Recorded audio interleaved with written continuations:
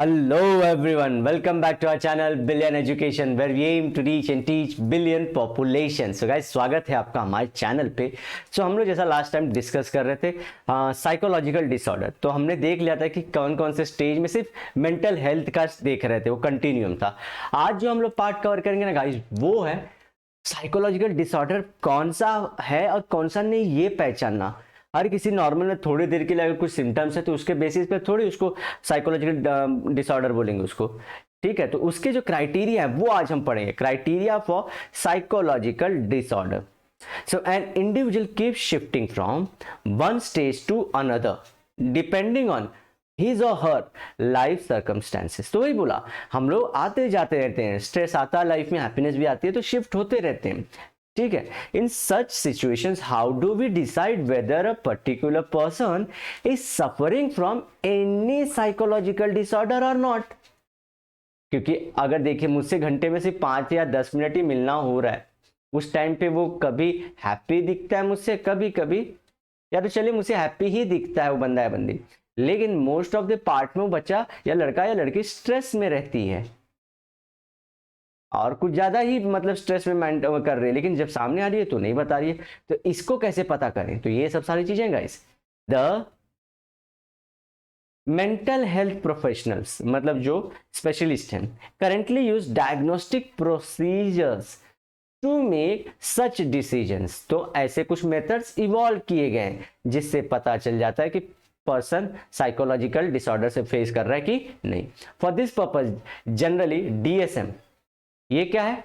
Diagnostic, इसका लिख लीजिए, कहीं दिया है कि नहीं पता नहीं आगे, लेकिन नहीं दिया है। डायग्नोस्टिक एंड स्टैटिस्टिकल, नेट पे भी आप लोग सर्च कर लेना, स्टैटिस्टिकल मैनुअल है ये फॉर मेंटल डिसऑर्डर,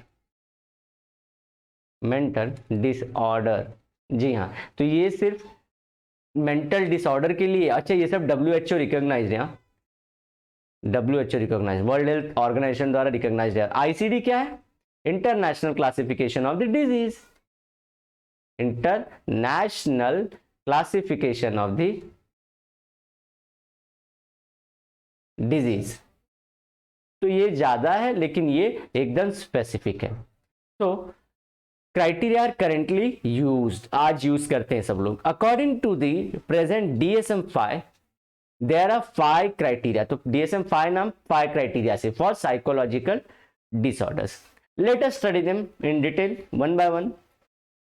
तो ये हमारा काम है। इमोशनल चैप्टर हम लोग पढ़ रहे हैं, वहां पे बहुत इंटरेस्टिंग चीजें चालू हैं। होपफुली आप वीडियो भी देख चुके होंगे, फिर आप यहाँ पे कंटिन्यू भी कर रहे होंगे। चलिए, clinically significant syndrome. What is syndrome? Syndrome actually biology में अलग टर्म होता है, लेकिन ये सिंड्रोम इसको नाम दिखाए थे, ठीक है। सिंड्रोम क्या आता है? कुछ जेनेटिकल क्रोमोसोमल जब आपके बॉडी में सिम्टम दिखे, when we have some physical symptoms और complaints we know that we are ill. Physical मतलब से सर का टेम्परेचर बढ़ जाता है, सिर दुख रहा है, पेट दुख रहा है, तो फिजिकल ये हुआ। In the same way in psychological disorder there should be certain patterns of important behavioural and psychological syndrome. तो उसी तरह से कोई व्यक्ति अच्छा है या साइकोलॉजिकल या नहीं, ऐसे पैटर्न बताए गए हैं। हम अनजान व्यक्ति, हम अनजान लोग ऐसा सोचते हैं nobody can identify the psychology of anyone. ऐसा नहीं है, आपको ऑब्जर्वेशन में रख दिया जाए, आपकी साइकोलॉजी पता चल जाती है। कई बार कई केसेस साइकोलॉजिस्ट द्वारा ही सॉल्व किए जाते हैं, because person is hiding so much of data, so much of information and so much of character that we can not identify whether that person has done some crime और not. Psychologist come, he observes him or her for days and months, पता चल जाता है कि ये है या नहीं, जस्ट 1-2 सिम्टम, वही कॉन्फिडेंस साइकोलॉजी देते हैं। इसी तरह से कुछ कुछ पैटर्न्स होते हैं जिससे ये लोग पकड़ लेते हैं किसी को साइकोलॉजिकल डिसऑर्डर है या नहीं, ठीक है। That occurs in an individual, there are certain symptoms that occur together in a particular disorder, ठीक है। दिस क्लस्टर ऑफ मतलब बहुत सारे साथ में, एक के अकेले थोड़ी, मैं हंसता रहता हूँ तो उससे थोड़ी पकड़ लेंगे। तो हंसने के साथ साथ कुछ और चीजें भी होंगी जो कर रहा हूँ या कर रहे होगी आप लोग भी। तो अगर जो डिसऑर्डर में है उनको साथ में देखना पड़ेगा, एक चीज से नहीं। The cluster of symptoms together is called as syndrome.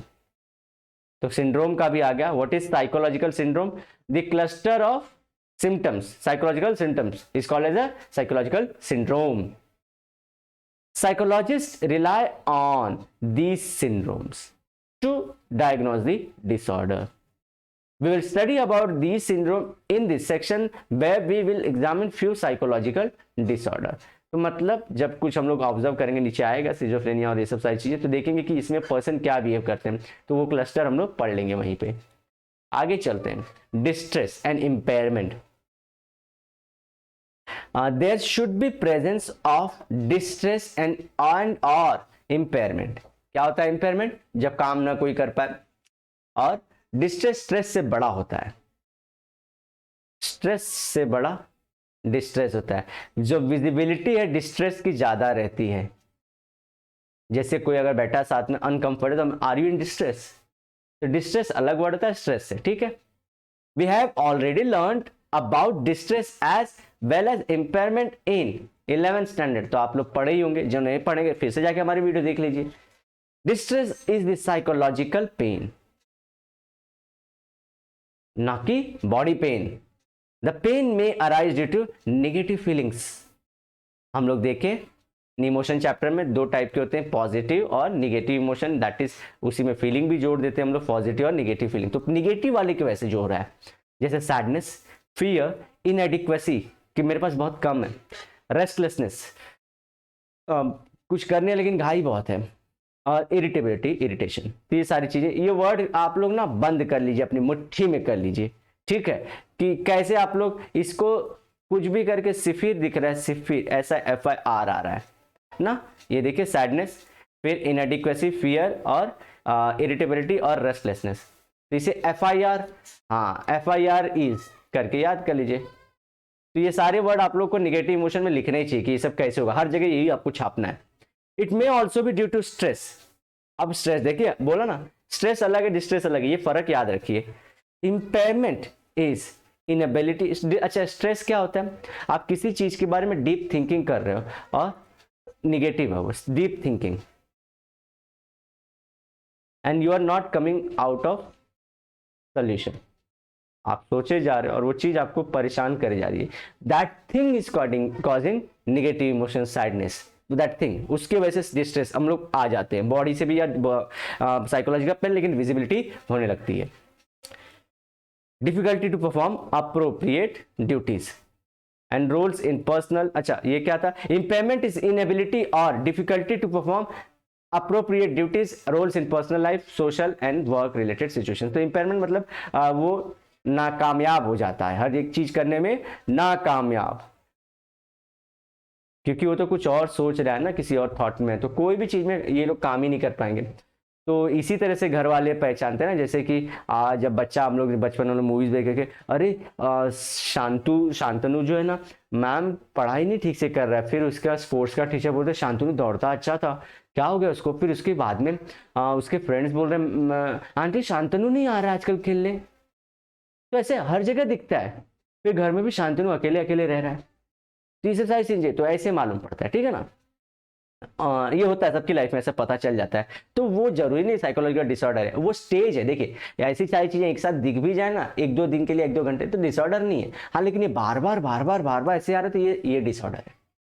अब डिसफंक्शन क्या होता है? जैसे कि मिस इन्फॉर्मेशन, इंफॉर्मेशन और डिस इन्फॉर्मेशन, तीनों अलग वर्ड होते हैं।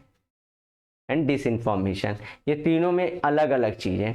इसी तरह से आपको वर्ड्स के मीनिंग आने चाहिए। Any subject you want to learn, you have to understand the meaning of the words. तो डिसफंक्शन आ रहा है, if the symptom lead to an underlying psychological, biological और developmental dysfunction, then it leads to diagnosis of mental disorder.